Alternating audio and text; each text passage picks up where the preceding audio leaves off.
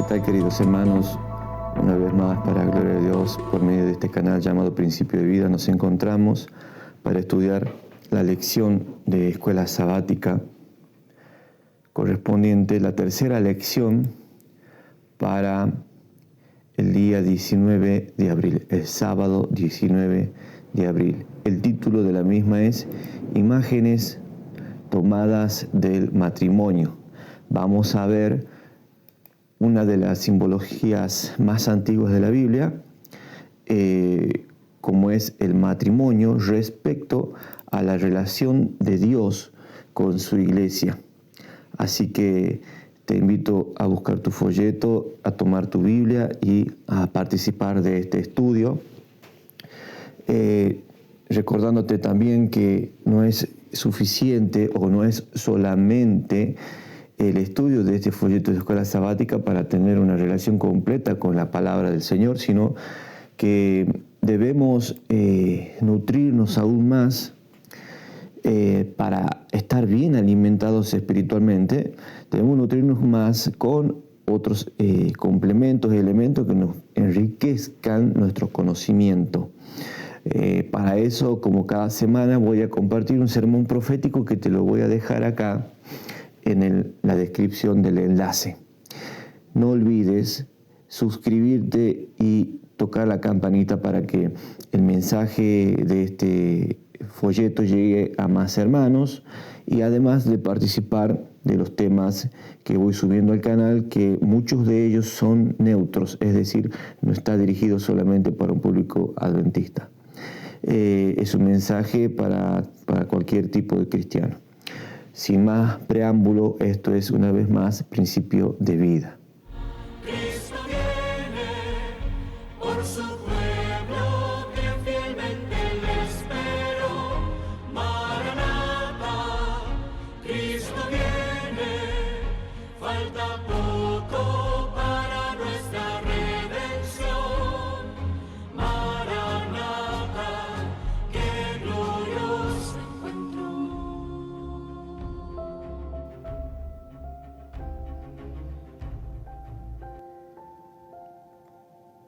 Bien, queridos, antes de iniciar este estudio de escuela sabática, vamos a inclinar nuestro rostro y a pedirle al Señor Jesús que nos dirija en este estudio. Bendito, en el nombre de Jesús, te ruego, Señor, el perdón de todos nuestros pecados, de nuestras faltas. Te pido, Padre, encarecidamente que pases por alto todas nuestras afrentas y que con tu sangre sean borradas. Danos, Señor, tu Espíritu Santo en este momento. Danos discernimiento de tu palabra. Danos, Señor, entendimiento de tu palabra. Ayúdanos a obrar conforme a ella. Danos aliento, consuelo, Señor, en todas nuestras dificultades. Ayúdanos, Señor. Dependemos solamente de ti. En el nombre de Jesús, en quien creemos. Amén. Bien, imágenes tomadas del matrimonio. Es un título muy interesante para el estudio de esta escuela sabática. En ella vamos a ver imágenes del matrimonio que están en el Antiguo Testamento y en el Nuevo Testamento, y cómo se relacionan estas imágenes para ayudarnos a entender la relación de Cristo con la iglesia. Dice el texto, para memorizar, dice: bienaventurados los que son llamados a las bodas del Cordero. Además me dijo, estas palabras son verdaderas de Dios. En otros textos decía, son fieles y verdaderas. Estas palabras son verdaderas de Dios. Dichoso, dice Dios, dichoso los que son llamados a las cenas de las bodas del Cordero. Qué interesante. ¿Se acuerdan la parábola de las bodas? Cuando el Señor Jesús les decía a los judíos y a los fariseos, vosotros cuando veáis a Abraham y a Isaac sentados en la cena y vosotros no podáis entrar, allí será el verdadero lloro y crujir de dientes.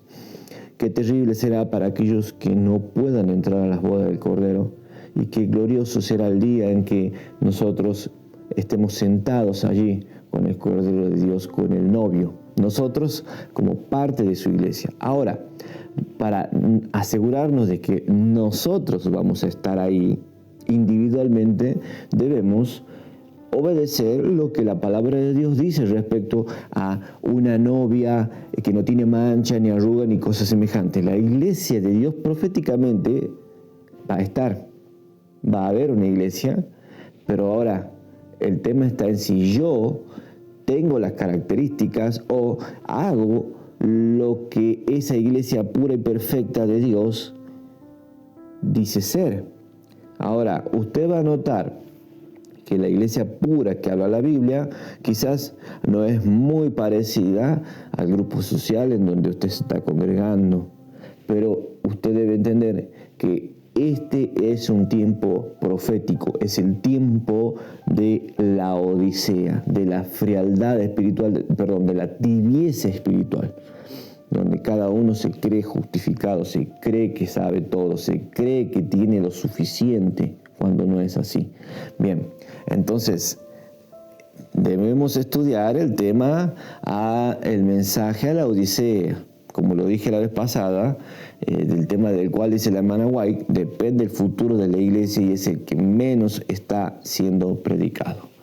Bien, dice el comentario: el matrimonio, la más íntima de las relaciones, es una escuela en la que si participamos de ella de acuerdo con el modelo original de Dios, podemos descubrir profundas lecciones acerca de su amor por nosotros, de nuestra relación con Él y de lo que ha hecho para redimirnos. Es decir, en la interacción, sobre todo de aquellos que ya estamos casados, tenemos esa experiencia, esa relación que no es solamente física, sino que es una relación emocional, también es una relación intelectual, conlleva muchas cosas.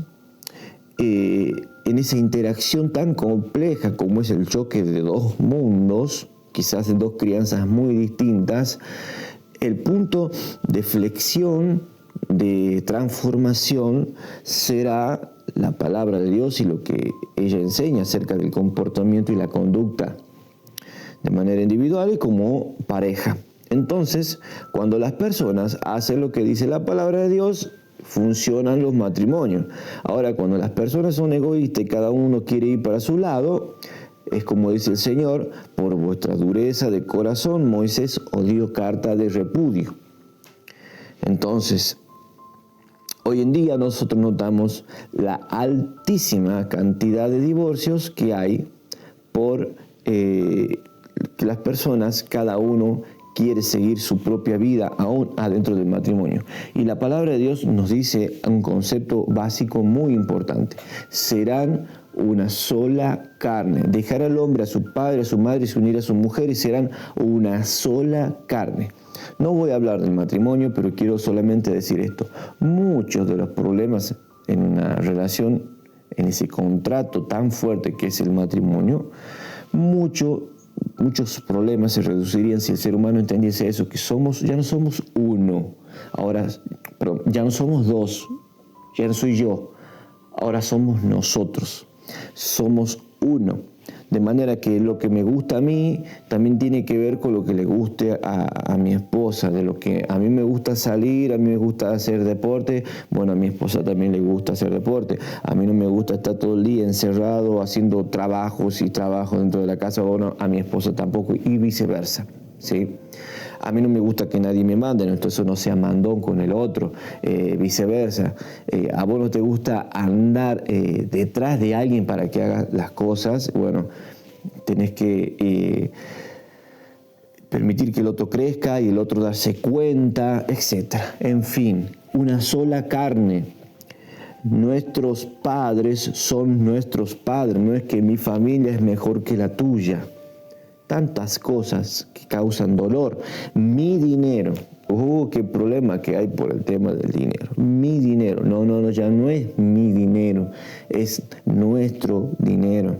Entonces, eso es lo que enseña la Biblia básicamente, y por lo cual hoy en día el ser humano no hace caso de la palabra de Dios y hay tantos problemas, tantos divorcios, tantas separaciones. Aunque la pecaminosidad humana ha pervertido enormemente el matrimonio, aún es un poderoso vínculo para comunicar la verdad, incluso la verdad profética, además de promover la dicha humana. El matrimonio es el base de la sociedad. La sociedad se fundamenta sobre el matrimonio, y matrimonio significa abrir matriz. Es el interés de un Estado y de una nación que dos personas se vinculen y puedan tener una descendencia garantizando la existencia de ese Estado. Entonces eso es el matrimonio, abrir matriz, y solamente se puede dar entre una relación hetero, no lo que se enseña hoy en día. De manera que cuando hay hijos, y es el interés de Dios, dice la palabra de Dios, que la mujer se salvará engendrando hijos, no se refiere a ser un animal reproductor, sino enseñándole a ese hijo en los caminos de Dios.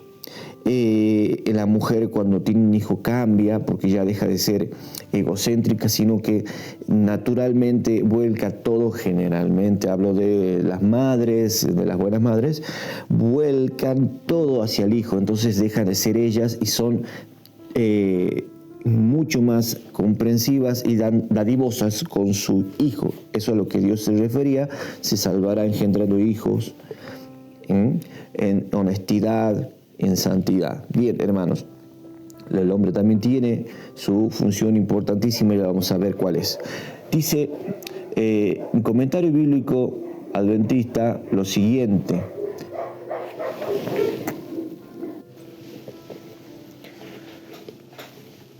dice en la lección del día domingo, una carne, es lo que ya hemos comentado hace un instante, lo que decía en Génesis capítulo 2, 23 al 25. Por lo tanto, dejará el hombre a su mujer, a su padre, a su madre, y se unirá con su mujer, y serán una sola carne.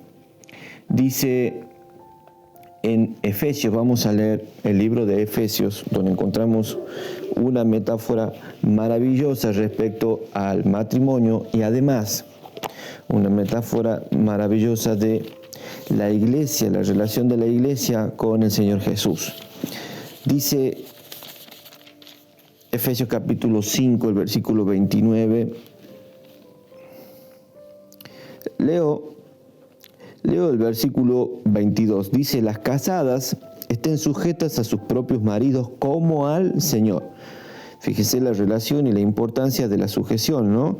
Y el Señor no obliga, es una sujeción voluntaria, lo que se expresa en Efesios, una sujeción voluntaria por amor. Así las mujeres también hacia sus maridos y viceversa. Porque el marido es cabeza de la mujer, así como Cristo es cabeza de la iglesia. ¿Por qué el Señor dice que estén sujetas las casadas a sus maridos? Porque el marido es cabeza de la mujer. Bueno, hay todo un estudio para entender bien qué es lo que quiso decir el apóstol Pablo respecto a esto, y es un bien a la humanidad, no es un versículo que se deba usar para oprimir a alguien. Ahora, ¿qué hombre es al que el Señor manda que la mujer no sea cabeza, sino que sea cuerpo, y ese hombre sea cabeza? ¿Qué hombre es? Es un hombre de Dios, un hombre muy, muy, muy consagrado. Ahora, dice: así el marido es cabeza de la mujer, así como Cristo es cabeza de la iglesia, y Él es el que da la salud al cuerpo. Cristo es la cabeza de la iglesia. También Cristo debe ser la cabeza del matrimonio. A ver, si la iglesia se aleja de Cristo, los resultados serán negativos. Si el Señor no edifica la casa, en vano trabajan los edificadores, dice en el libro de Salmos. Es decir, que si las actividades que se hacen en una iglesia no están conforme a la palabra de Dios, están haciendo un trabajo en vano. Con respecto a eso, por ejemplo, tenemos que hablar de la misión en la que Dios le dio a la iglesia, predicar el Evangelio. No hacer eventos y no hacer cultos sensacionalistas que lleven al entretenimiento y nada más. No, sino predicar la verdad, hacer obras de bien. Ahora, cuando el Señor no está como cabeza del matrimonio, vienen muchísimos problemas y vienen las tentaciones y el dragón anda como un león rugiente buscando a quien devorar. Dice el versículo 24, así que como la iglesia está sujeta a Cristo, así también las casadas lo estén a sus maridos en todo momento. Ahora, ¿por qué habla tanto de sujeción? Y fíjense que no es una sujeción de obligar a la fuerza. 25, aquí viene la causa. Maridos, ahora fíjense lo que se le manda a los maridos. Amad a vuestras mujeres, así como Cristo amó a la iglesia y se entregó a sí mismo por ella. O sea, el amor que Dios tuvo tanto por su pueblo, por su iglesia, lo llevó a dar su vida, a dar todo. Así que el marido que habla acá, el contexto de que esa mujer tiene que someter a ese marido y el marido ser cabeza, el marido debe ser semejante, parecido a Cristo, que ama tanto a su mujer que da su vida por ella. A ese marido es al que el Pablo se está refiriendo. Ahora, dice el versículo 29 al 32. Porque ninguno jamás aborreció su propia carne. Ese concepto de que serán una sola carne, ¿no? Antes la sustenta y regala, dice en mi versión antigua. Como también Cristo a la iglesia, porque somos miembros de su cuerpo y de su carne y de sus huesos.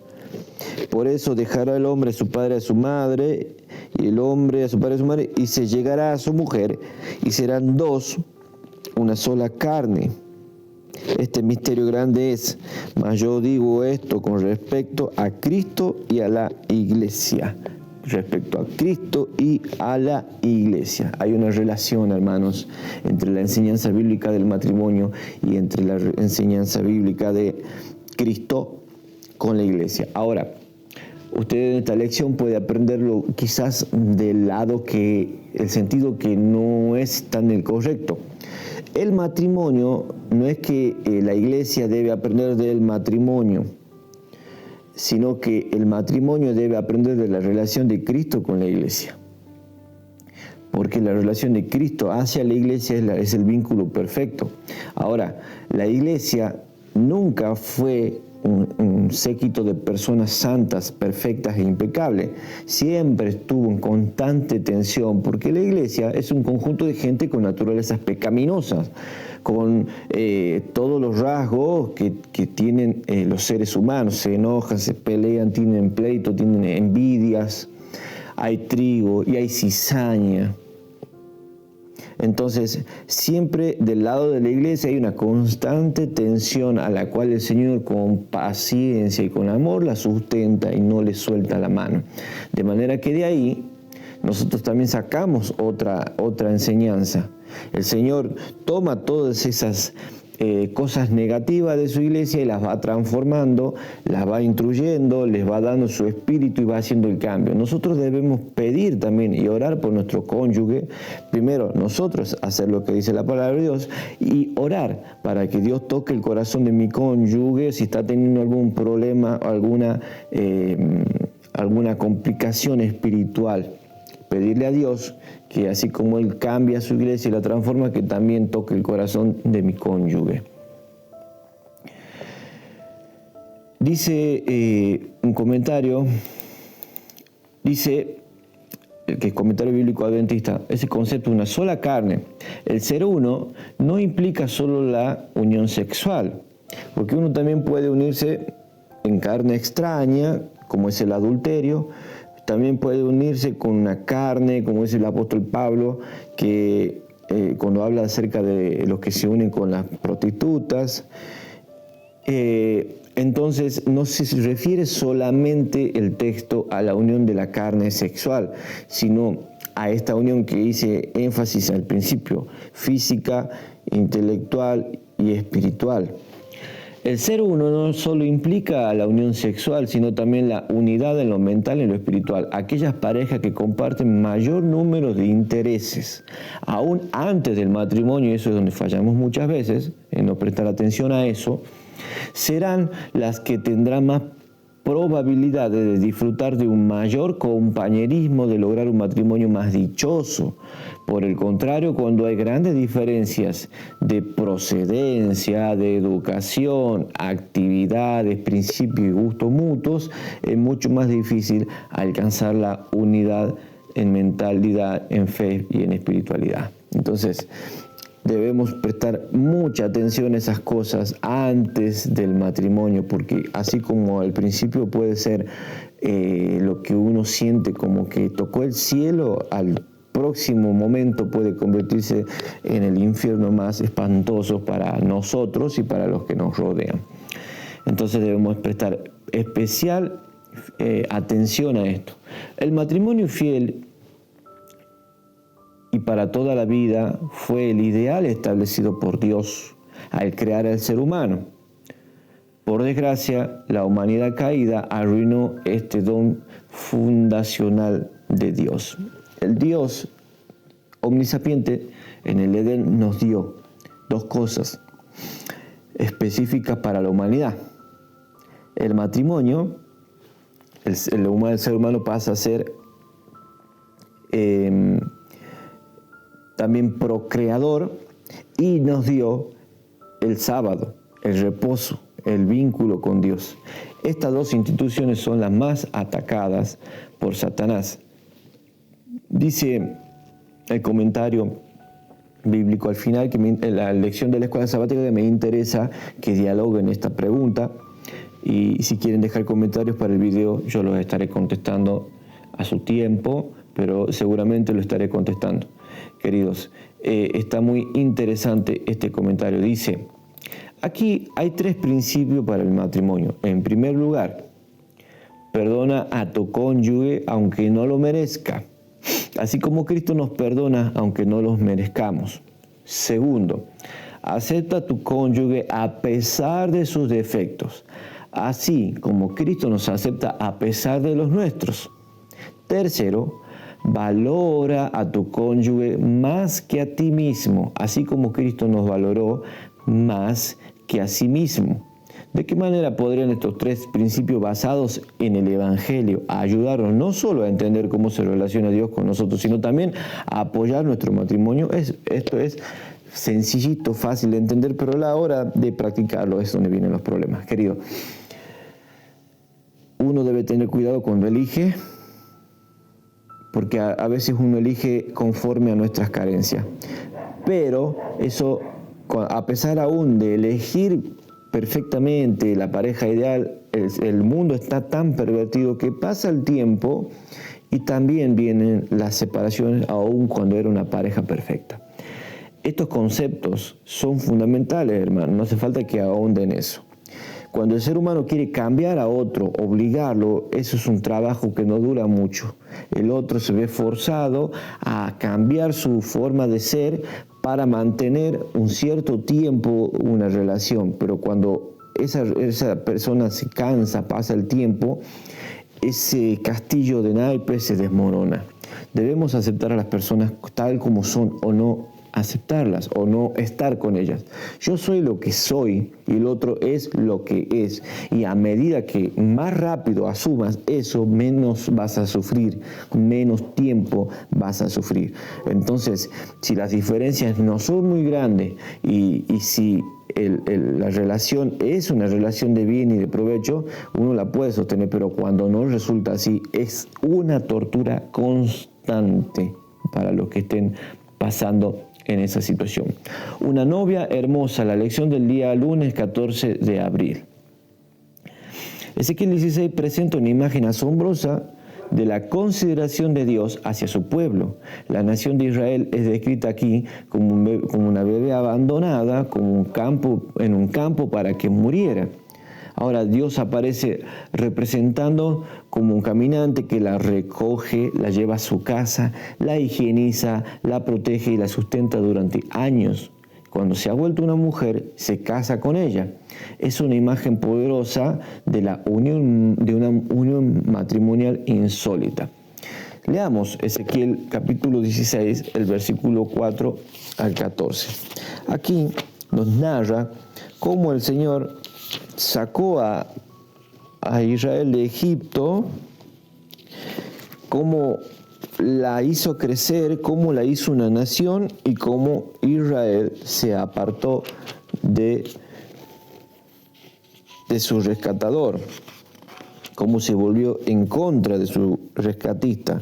Yo les aconsejo que lean todo el capítulo 16. Esta es una sentencia de Dios para el pueblo de Israel en los días de Ezequiel, que había caído en poderosas apostasías. Dice 4 al 14.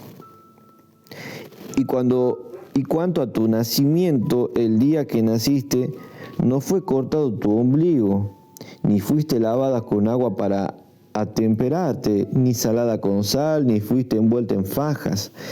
No hubo ojo que se compadeciese de ti para hacerte algo de esto, teniendo de ti misericordia, sino que fuiste echada sobre la faz del campo con menosprecio de tu vida en el día en que naciste, es decir, como esas madres que tiran a su bebé a la basura. Más o menos es la figura en cómo Dios encontró a este pueblo.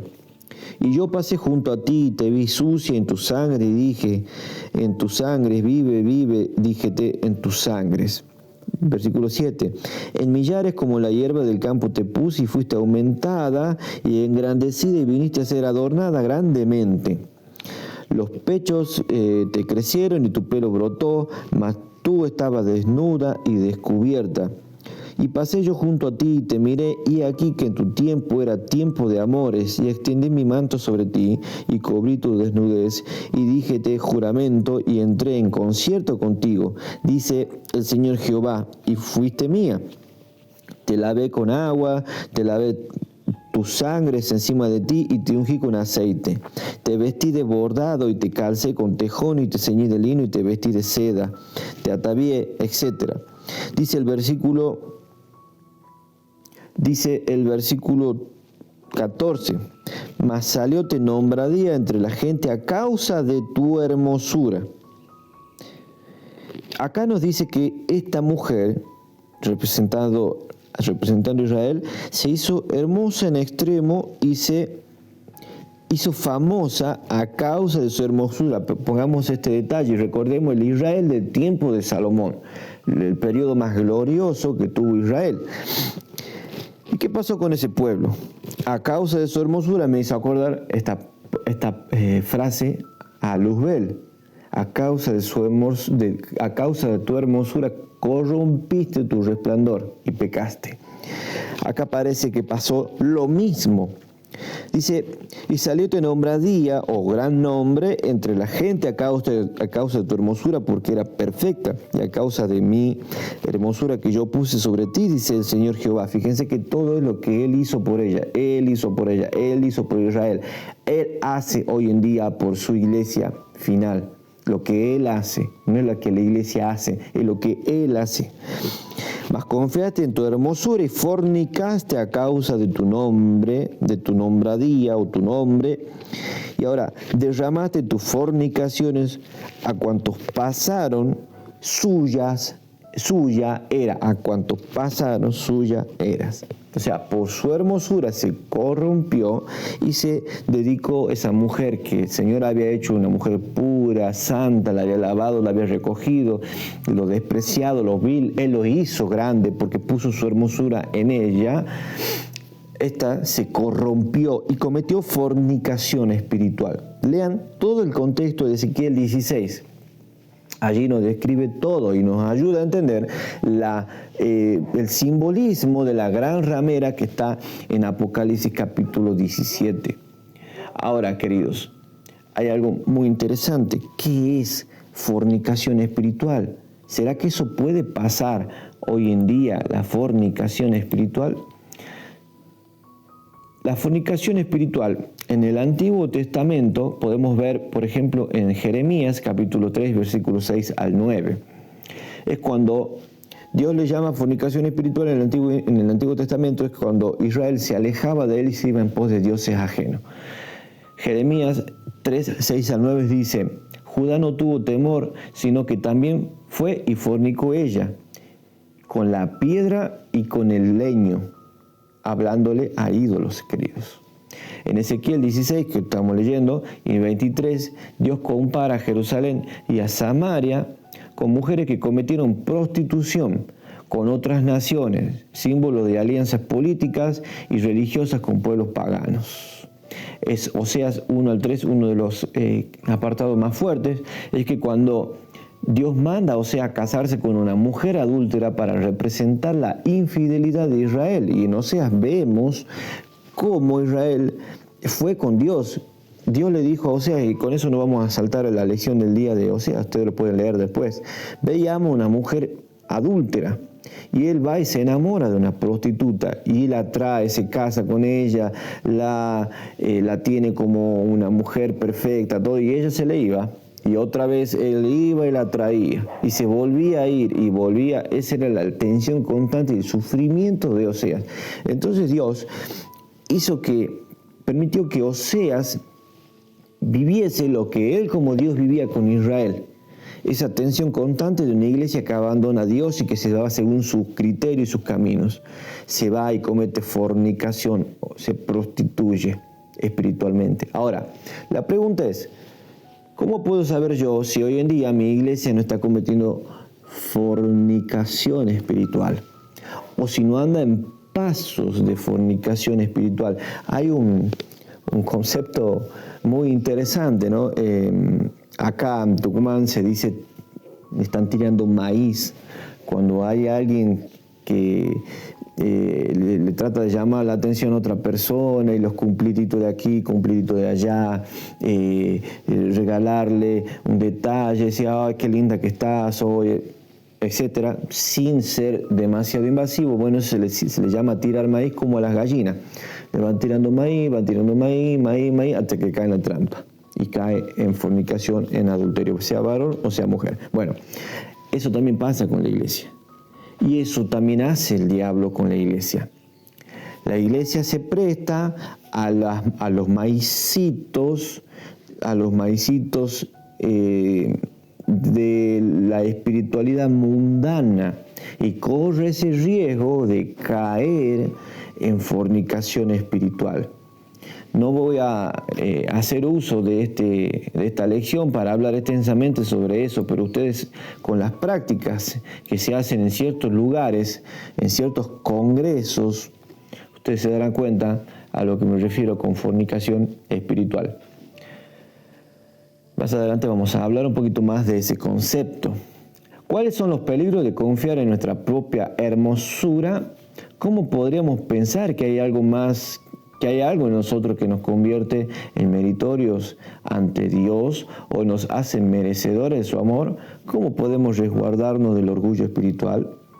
Cuando la Israel antigua se siente hermosa, se llena de orgullo espiritual. Ahora tenemos la iglesia de la Odisea, la iglesia del juicio, llena de orgullo espiritual. O nuestras instituciones, tenemos nuestros sanatorios, tenemos nuestras universidades, tenemos toda una estructura, pero espiritualmente, ¿cómo está? ¿Cómo está con respecto a la prédica? Con respecto a adoctrinar, como el Señor había mandado. ¿Cómo está en ese aspecto nuestra iglesia? ¿Estamos defendiendo las verdades que nos fueron legadas o estamos vendiéndolas al mundo? Entonces, nunca la iglesia debe confiar en su propia estructura o en su propio saber. Debemos estar siempre dependiendo de la palabra de Dios, que es de ahí donde viene la voz del marido. Vamos a saltear la lección de Oseas. Ustedes pueden leer, es una lección muy hermosa, que se conecta con la lección de Apocalipsis de una mujer ramera. Allá se ve una mujer ramera, ebria, con la santa de los mártires, adornada de piedras preciosas y que iba cabalgando sobre una bestia. La bestia es el poder político.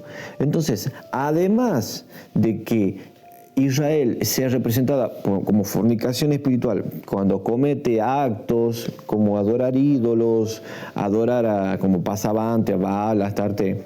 También se le llama fornicación cuando la iglesia se une al Estado, cuando la iglesia recurre al brazo del Estado. ¿Por qué? Porque haciendo eso se prostituye, porque queda a merced de la voluntad del Estado.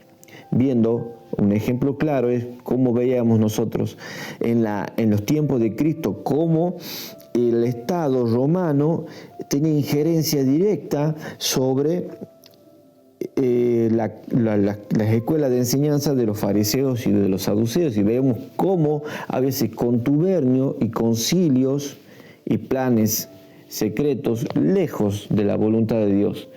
Eso es también fornicación espiritual. Dice, ¿de qué maneras hoy cualquier iglesia, incluso la nuestra, puede fornicar espiritualmente? Buscando la protección del beneficio de los estados a costa de. Pero ustedes pueden ver el manual de iglesia. Algunos pueden conocerlo, otros no. La última modificación del manual de la iglesia se permite predicar en los púlpitos a personalidades de la sociedad o a personas políticas. Eso es fornicación espiritual. ¿Cómo puede subir a predicar a alguien que no tiene manejo de la palabra de Dios? ¿Cómo puede salir a predicar a alguien en un púlpito de la iglesia adventista si no tiene una consagración consistente con la palabra de Dios? ¿De qué estamos hablando? Por eso es que ustedes ven, por ejemplo, en congresos en que son invitados otros personajes católicos, evangélicos, y son invitados a predicar en los púlpitos adventistas, porque esa cláusula que hicieron. Es decir, ellos, para tener una buena imagen y no ser una secta, se ponen al nivel del ecumenismo generalizado e invitan a esas personalidades. ¿Cómo puede ser que un político, que el arte de la política es mentir, capaz que no sean todos, pero la gran mayoría sí, o los convierten en mentirosos, los obligan, como puede la iglesia, estar uniéndose a esas personalidades, por lo menos en ese ámbito de la política? ¿Se entiende? En cambio, cuando hay predicadores que predican, esto está mal, hermanos, no hablo de esos que les gusta vivir criticando las redes, sino cuando están introduciendo cosas que no son bíblicas a la adoración o a la creencia, estos hermanos son dejados de lado. Se los prohíbe de los púlpitos. Pero sí se puede traer un político, sí se puede traer un cura católico que predique en la iglesia adventista según el gusto y criterio de cada junta local. ¿Cómo es eso? Cada uno debe responder y velar por los intereses del novio en la iglesia donde tú estás. Si tú eres anciano, debes velar por el interés del marido de la iglesia perfecta allí donde tú estás. No es que defiendes tu lugar o el gallo local sale a defender las gallinas. No, querido. Tú estás trabajando para Dios. Si tú estás de anciano, estás trabajando para Dios y estás defendiendo los intereses de Dios en la tierra. Entonces ahí cambia la cuestión, cambia la motivación de las cosas que se hacen dentro de la iglesia.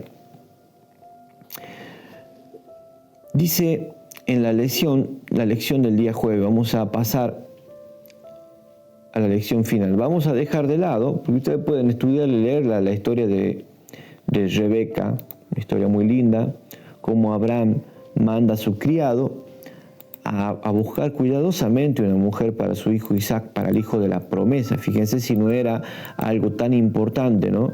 De manera que Abraham mandó a buscar a un hijo para para Isaac. Vamos a ver cómo vamos a llegar al final. Ay, se me trabó. Bien, vamos terminando, hermano, la lección. El jueves 17 de abril, el título de la lección es La prostituta es juzgada. Nosotros leemos el juicio, en realidad no está en Apocalipsis 19 como dice el autor. El juicio está en Apocalipsis capítulo 17, el versículo 1 al 3, y vamos a verlo. Aquí la palabra para juicio es crima. Crima tiene 3 significados. La palabra crima significa sentencia, por un lado, significa condenación por otro y significa juicio. ¿Por qué? Porque en el capítulo 16 vemos a los ángeles derramando las copas de la ira de Dios, vaciadas sin misericordia sobre la faz de la tierra, sobre todos los habitantes que tienen la marca de la bestia. De manera que en el capítulo 17 el ángel lleva a Juan y le muestra la crima. ¿Por qué pasó eso?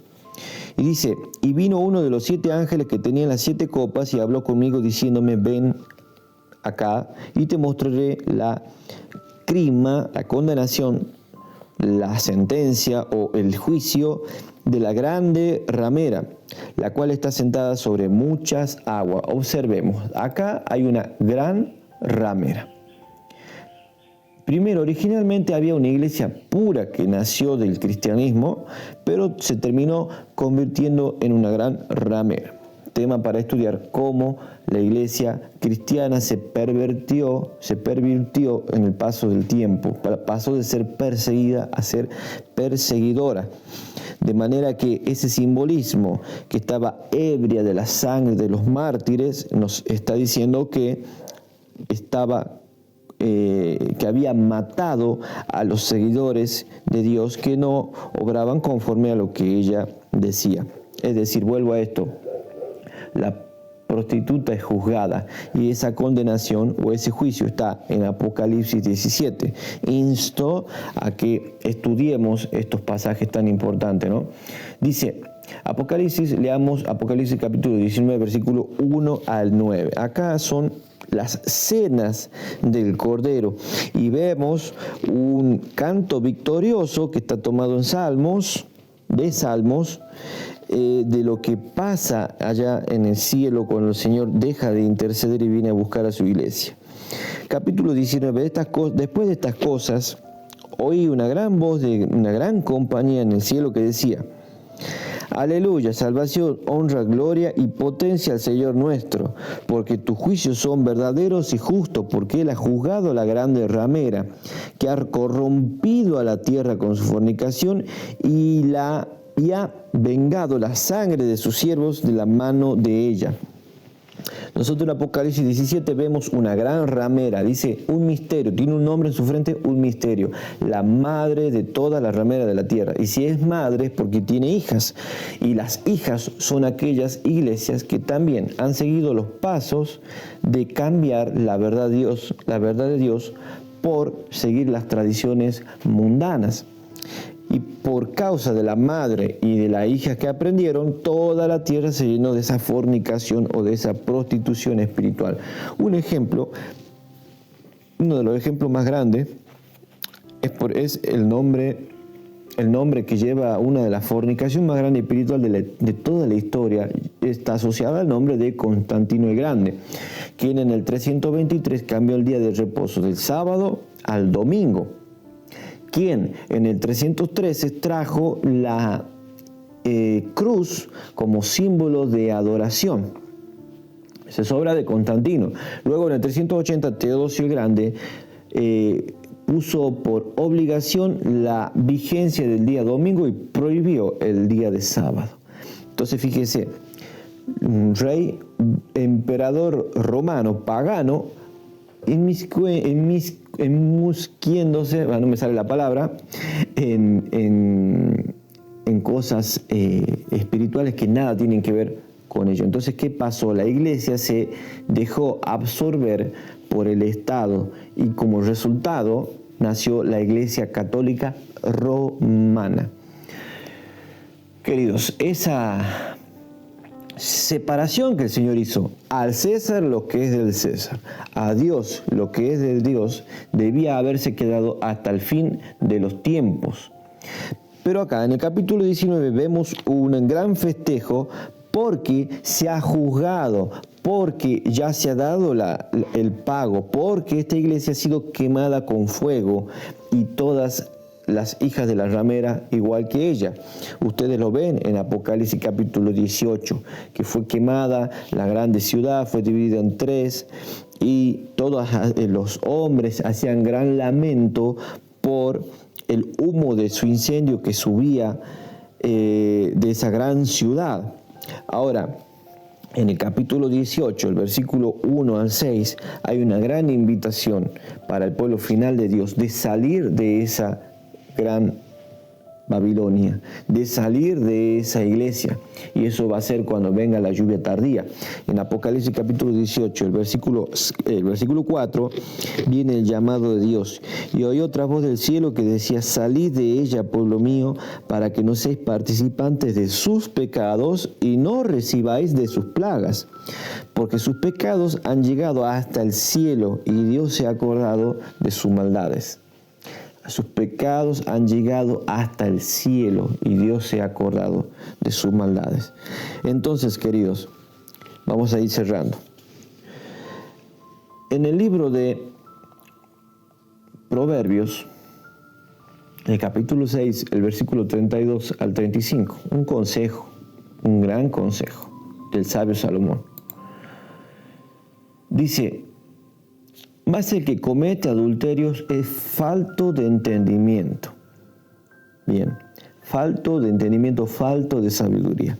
Cuando la iglesia comete fornicación espiritual es porque hay falta de entendimiento, falta de sabiduría. Y generalmente cuando a lo largo de toda la historia ha pasado eso, es porque la iglesia se ha alejado de la palabra de Dios. Ha buscado en otras fuentes. El que comete adulterio es falto de entendimiento, corrompe su alma el que tal hace. Heridas y vergüenza hallará, y su afrenta nunca será borrada. Y eso es algo que sí pasa. El que comete adulterio tiene una afrenta que lo mancha para el resto de su vida. Porque los celos son el furor del hombre y no perdonará en el día de la venganza. No aceptará ningún rescate ni querrá perdonar aunque multipliques los dones. Habla de cuando el marido celoso viene a justiciar por mano propia a los adúlteros. Así viene el Señor en el fin del tiempo. Viene a justiciar no con ira ni con celo, ese celo humano, sino con un celo santo de esta iglesia que se corrompió de tal manera que llegó incluso a aceptar la venida de Satanás como si fuese la venida del marido. Ese es el pecado gravísimo al fin de los tiempos, queridos. Cristo viene a buscar a su iglesia, una iglesia que no tenga mancha, ni arruga, ni cosas semejantes. Ahora la pregunta es, ¿yo estoy siendo parte de esa iglesia? ¿Yo me estoy preparando para el encuentro con el esposo? ¿Yo estoy trabajando para que esa iglesia no perezca en el tiempo? ¿Qué estoy haciendo yo? ¿Solamente criticando? ¿Estoy predicando el evangelio? ¿Estoy haciendo obras de bien? De esa manera es como uno sabe que uno pertenece a esa iglesia. Hay un pensamiento final en las preguntas para dialogar con tu clase que te recomiendo que hagas. La número 3 del día viernes dice: piensa en las falsas prácticas que se han introducido en el cristianismo, además de la obvia. El domingo en oposición al sábado bíblico. ¿Qué otras falsas creencias han ingresado? ¿Cómo han penetrado y qué podemos hacer? No solo para protegernos de ellas, sino también para ayudar a otros a ver lo que ellas realmente son. La hermana White tiene una cita que dice que la iglesia iba a ir tras los pasos del romanismo. Y ustedes fíjense, esto es fácil de deducir. Y un colador para que ustedes lo puedan manejar lo pueden tener presente para cuando alguien traiga una idea novedosa. La fe es aquello que se fundamenta sobre lo que no se ve y se fundamenta en la palabra de Dios, porque en eso nos hace creer en las promesas. Ahora, el cristianismo que no es de fe es el que es por los ojos, el que es por los sentimientos. Entonces todo lo que provenga de ese lado generalmente es error. ¿Qué es lo que hizo Roma? La opulencia, por ejemplo, en sus catedrales, cautivar los ojos por medio de las imágenes. Es decir, lo que Roma fue haciendo con el paso del tiempo fue cambiar aquello que era de lo espiritual a lo que es tangible, a lo material. Es decir, personifiquemos la oración, personifiquemos el amor, personifiquemos esto. Entonces salió la imagen de acá, la imagen de allá, el ritual de acá. Un ritual que te voy a mencionar, que es de origen católico y que antes de ser de origen católico era oriental, es la quema de papeles con pedidos de oración. Eso es una práctica que ha ido ingresando a la Iglesia Adventista hace poco tiempo, y lo cual siempre que puedo enseño y digo, hermanos, eso que usted está haciendo no es bíblico. ¿Cómo es la oración? Usted ora y el Espíritu Santo convierte su oración, la puede purificar, la pule, y esa oración va hasta la mano de Cristo. Cristo pone de su sacrificio, porque el incienso era mezclado con las oraciones, para que esa oración inmunda que tenemos nosotros llena de pecado llegue como lo grato ante Dios. Ese es el sistema, y quien lo hace es Cristo. No lo puede hacer ni un pastor ni un cura. Entonces, cuando usted cree que poniendo un papelito y quemándolo va a llegar a los oídos del Señor, está completamente equivocado. Está siendo parte de una práctica anti-fe, que es contra de la fe. Es algo que es por los ojos. Por ejemplo, hermano, eso es un ejemplo. Piense usted qué prácticas estaremos haciendo que vaya por los sentimientos, por los ojos o por lo material, algo que sea contrario a la fe. Bueno, me extendí demasiado.